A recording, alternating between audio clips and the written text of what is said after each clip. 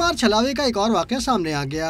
मलिर मुमताज नगर में रेलवे फाटक के करीब मोटरसाइकिल पर सवार नामालूम मुलजिम ने लड़की को तेज धार आले का निशाना बनाया और फरार हो गया। जख्मी लड़की के मुताबिक मुलजिम ने हेलमेट पहन रखा था। मैं आ रही थी रेल की पटरियों से और मुझे एक लड़का आया, दुबला पतला सा था। मैं रोड क्रॉस करने वाली थी तो मेरे हाथ पे मार के चला गया मुझे। चंद रोज कबल जौहराबाद के इलाके में भी मोटरसाइकिल सवार मुलजिम ने लड़की को अकब से तेज धार आले का निशाना बनाया था, जिसके बाद इलाके में खौफ हिरास फैल गया था।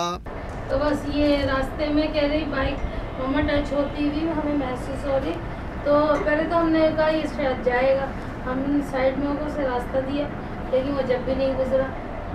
फिर वो साथ अटैच करता हुआ बाइक चलने लगा। फिर हम जरा डाउटफुल हुए तो कह रही है डाउटफुल हुए। इतने में जब हमने मुड़ के देखा और बाइक बच्चे ने तेज करना चाही, इतनी देर में से वार कर दिए बहुत पीछे से। पुलिस के मुताबिक दोनों वाक़यात की तफ्तीश जारी है। ताहम इन वाक़यात को गुलिस्तान जौहर के छलावे की कार्रवाई करार देना क़ब्ल अज़ वक्त होगा। कैमरा टीम के साथ महराज अख्तर, डॉन न्यूज़, कराची।